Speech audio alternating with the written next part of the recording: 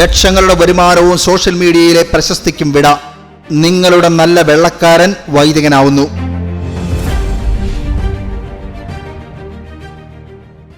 Social മീഡിയയിലെ തനത് ശൈലിയിലുള്ള മലയാളം പറച്ചിലൂടെ ലക്ഷക്കണക്കിന് മലയാളികളുടെ ഹൃദയത്തിൽ ഇടം പിടിച്ച അമേരിക്കൻ ഇൻഫ്ലുവൻസർ ക്രിസ്റ്റഫർ സന്യാസ ജീവിതത്തിലേക്ക് കടക്കുകയാണ്. സോഷ്യൽ മീഡിയയിലൂടെ പ്രശസ്തിയും വരുമാനവും ഉപേക്ഷിച്ച് ക്രിസ് വൈദികനാകാൻ ഒരുങ്ങുന്നു എന്ന വാർത്ത സൈബർ ലോകത്തെ ഞെട്ടിച്ചിരിക്കുന്നു. സോഷ്യൽ മീഡിയയിൽ 1.5 ലക്ഷത്തിലധികം ഫോളോവേഴ്സുള്ള ഈ താരം നിങ്ങളുടെ നല്ല വെള്ളക്കാരൻ എന്ന പേരിലായിരുന്നു അറിയപ്പെടുന്നത്. കൊച്ചി, കോട്ടയം, തിരുവനന്തപുരം, കണ്ണൂർ തുടങ്ങിയ സ്ഥലങ്ങളെല്ലാം ഇദ്ദേഹം സന്ദർശിച്ചിട്ടുണ്ട്.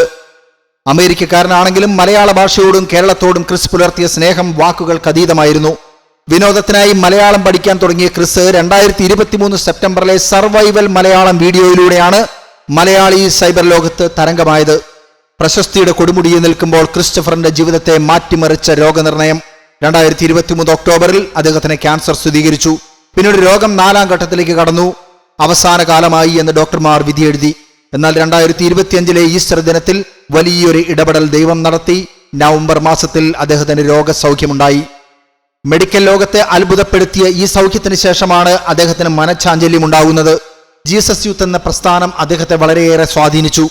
സർവശക്തനായ ദൈവം എനിക്ക് വലിയ കാര്യങ്ങൾ ചെയ്തിരിക്കുന്നു എന്ന് കുറിച്ച് ക്രിസ് ചികിത്സിച്ച ഡോക്ടർമാർക്കും കുടുംബത്തിനും സുഹൃത്തുക്കൾക്കും ജീസസ് യൂത്ത് കൂട്ടായ്മയ്ക്കുമെല്ലാം നന്ദി അറിയിച്ചു.